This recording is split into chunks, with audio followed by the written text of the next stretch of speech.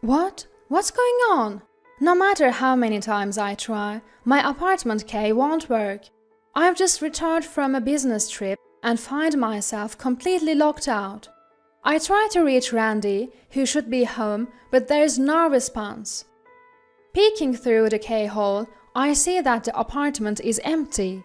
I'm sure I'm at the right place. So what's going on? Where's my stuff? Where did Randy disappear to? I rush to my in-laws' house and Randy is there.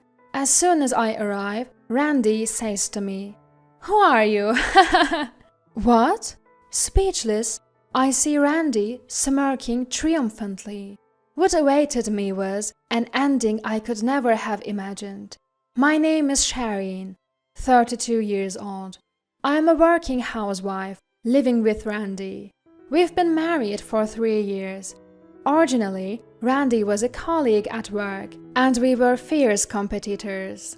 He was a good rival, but also my biggest supporter. It didn't take long for us to start dating, and we got engaged after a year. But there was one thing that worried me about getting married. It was something Randy said as we were about to register our marriage. "Shireen, I'm thinking of quitting my job after we get married." "What? Quitting your job? Why would you do that?" "Actually, I've been thinking about this for a while. I want to use my experience to start my own company." "Your own company?" "Yeah, I want to start a business and do something bigger. So please, let me give it my best shot." He bows his head, and even I'm at a loss. I can feel his sincerity, but I don't know what to do. I want to support Randy as his biggest supporter, but quitting his job to start a business is a big risk. We're married now, and I want to have kids someday.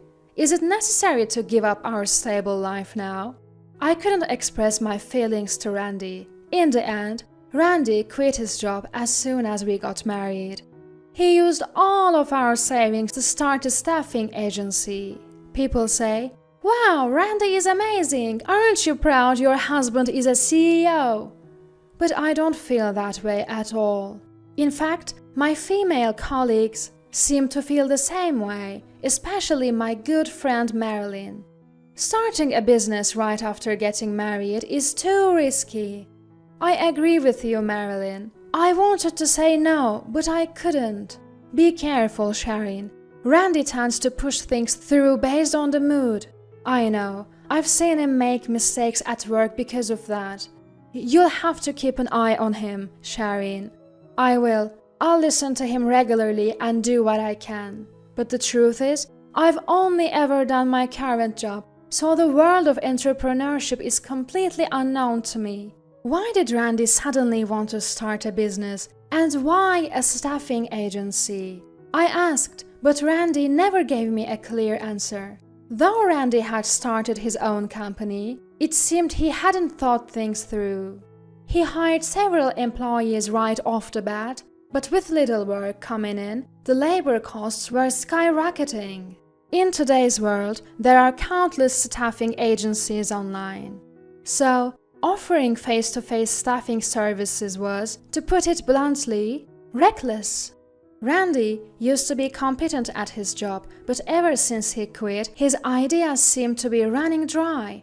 Sure enough, the company ran out of funds in no time, and employees started quitting. Finally, unable to pay salaries, Randy approached me. "Shireen, can you lend me $20,000? "What? 20,000? Do you even realize how much money that is?" "I do, but what choice do I have? I have to pay the employees." "That may be true, but that's not my problem." "You are my wife, and you are saying it's not your problem?" "What?" "You married me, committing to a lifetime together, right? So you should help me out when I'm in trouble." Randy spoke as if he had done nothing wrong. I couldn't find the words to respond to his cold, disdainful gaze. For the next few days, Randy kept demanding the $20,000, adding insults like, "This happened because you didn't support me as a wife. It's all your fault. You need to cover the financial shortfall." I was berated daily and even faced some physical aggression.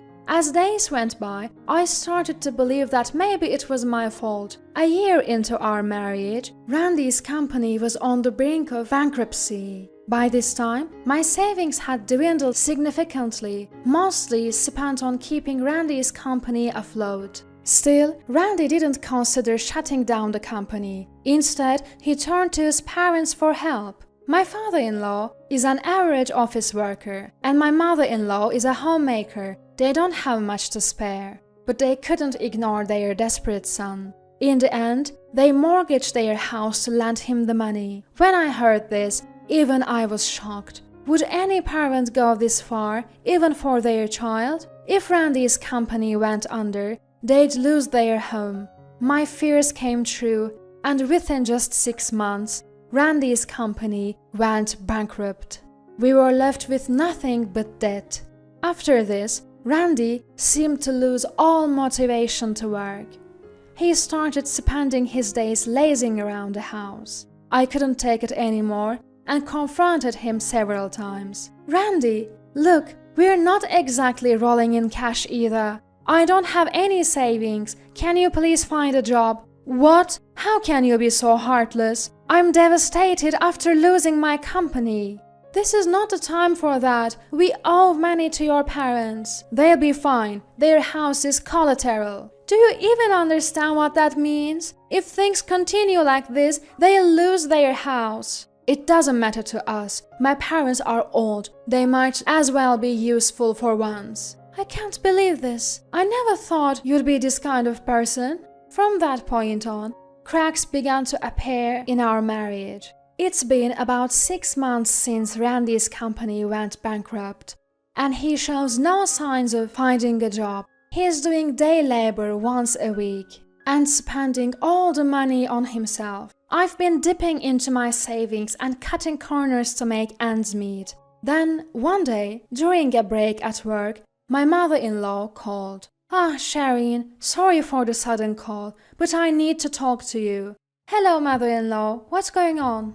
"Could you lend us some money?" "What?" "If we can't pay back the loan by the end of the month, we'll lose our house." It seemed my worst fears were coming true. I told my mother-in-law, "Let me think about it. I've already talked to Randy, but he said, 'I don't have any money. If you lose the house, so be it.'" "What? Randy said that?" "What should we do, Shireen? We're going to lose our home." "Calm down. I have an idea." After hanging up, I called my father, who answered immediately. "Hey, Dad, it's Shireen." Long time no talk. How are you?" "I'm fine, but there's a problem." "What happened?" "Randy's company went bankrupt, and now his parents might lose their house." "What? Why?" "Well..." After explaining the situation, my father agreed to help financially. Even though Randy was clearly at fault, my dad said, "He's the man you chose," and didn't blame me. My father is a wealthy real estate investor, and I've never had to worry about money. The rental income alone is a considerable amount of money. So, to be honest, I never had any problems making ends meet until I got married. But when I got a job, I decided to be financially independent and refused any support from him. And Randy ruined all of that. I felt guilty, but I had no choice but to accept my father's help to save my in-laws. I kept it a secret from Randy and transferred the money to my in-laws. Why didn't I tell Randy? I've only told him that my dad is a real estate agent. If he found out about my father's wealth, I feared he'd change his attitude and start demanding money. If that happened, it would be the end of us. If we are going to continue living together, I don't want to grow to resent Randy. That's why I have to keep my father's wealth a secret from him. To avoid hurting my beloved parents and in-laws, I chose to continue my relationship with Randy. When I told my mother-in-law about my father's financial help, she said, "Are you sure? You and your father saved us." "It's fine. I'd rather avoid any unnecessary drama." "Alright, If you say so, we'll pay back the money, even if it takes time. Don't worry, I'll help with that too. Thank you, Sharon. You've been a lifesaver. I could hear the tremor in mother-in-law's voice over the phone. I was glad that I was able to help her, knowing that she had been pushed into such a corner. I was glad I could help, but Randy's behavior was getting worse. He was increasingly absent from home, and when I asked where he was, he'd say, "None of your business." Yet, he still demanded money for groceries. Then, I had to go on a business trip for 3 days. I was worried but also relieved. 3 days without seeing Randy's face. I had married him out of love, but now his presence was a burden. 3 days later, I returned from my trip. From the airport, I headed home with a gloomy feeling. I should have been eager to get home, but the thought of seeing Randy again filled me with dread. When I tried to unlock the door, something felt off. What's going on? No matter how many times I tried, the key wouldn't work. Randy wasn't responding to my calls. It seemed like I was locked out. What should I do? If Randy is not home, I can't get in. And it wasn't just that. Peering through the keyhole, I saw that the apartment was empty. The house shouldn't be wrong. But why? Where's my stuff? Where did Randy go? Panicked, I forgot to call the management company and called my parents instead. But they didn't answer. So, I decided to go to my in-laws' house, where I could also give them the souvenirs I'd bought. When I arrived, Randy was there. "Randy, what are you doing here?" Mother-in-law spoke first. He showed up out of blue, asking to stay for a few days. "What? Randy, what's going on? I couldn't get into our apartment." Randy chuckled and looked down at me. "Who are you?" "What?" I was at a loss for words, but Randy wore a smack grin on his face. Still, I mustered the courage to speak. "What are you talking about, Randy? What about the house keys?" "Isn't it obvious? I've already moved out that house, haha." "What?" "Oh, and by the way, we're already divorced. So we are nothing to each other now. I've got a new girlfriend, so you should just go." "A new girlfriend?" Caught off guard, my mind went blank as Randy shoved his phone screen in my face. There he was, hugging a young woman, both of them smiling happily. In that moment, everything felt meaningless, and I lost the will to think. Fine, whatever. This marriage was over a long time ago. I slumped to the floor, and Randy looked down at me, grinning. Then, with a loud smack, Randy fell to the ground. His mother-in-law had slapped him. "What the— Mom, what are you doing?" "What have you done, young man?" "What do you mean, what have I done? I just left a useless wife and I'm planning to marry my new girlfriend." His mother-in-law started to tremble, her face turning red. "Randy, do you really not know?" "Know what?" "That you have this life because of Sharon." "What?" "When your business was failing and this house was about to be foreclosed, Sharon asked her father for a loan." "My father-in-law did— what?" Randy was visibly shocked, probably never expecting this. His mother-in-law didn't hold back.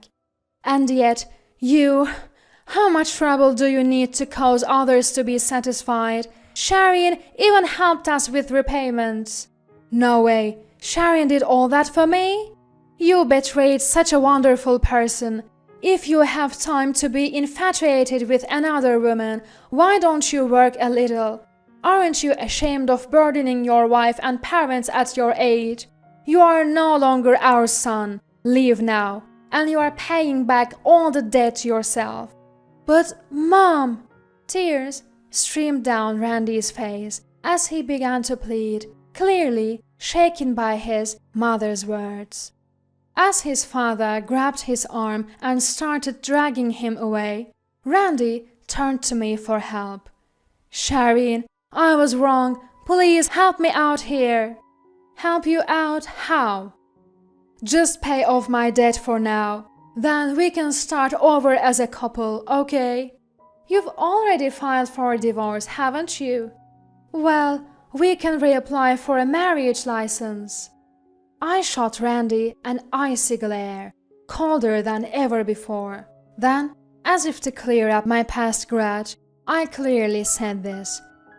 "Don't be ridiculous. Reapply for a marriage license? How selfish can you be? I've been busting my butt to support you, and you betray not just me but your own parents, and you even had an affair." "No, it's not like that. I'll break up with her, so—" "I don't care. Your apologies are worthless now. I was a fool to ever try to help you. Go ahead, remarry your mistress for all I care. But know this, I will never forgive you. May you grovel for the rest of your life, burdened by massive debt." "Shireen, wait, please. His pleas for mercy were cut short as his father-in-law threw him out of the house. We locked the door behind him, banning him from ever coming back. Later, I contacted a lawyer to demand repayment for the money I had lent him.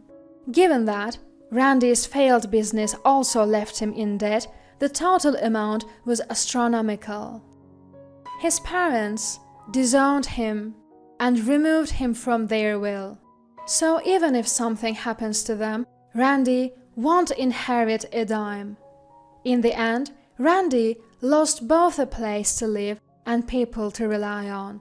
Even his mistress grew tired of him and disappeared. Serves him right. This is the fate of a man who lived only for himself. As for me, I moved back in with my parents after the divorce. They're concerned for me, fresh out of a failed marriage, but to be honest, I have no regrets. I have a job and a loving family who are well and by my side. That alone makes me feel truly blessed. From now on, I want to live my life to the fullest for the people who truly care about me.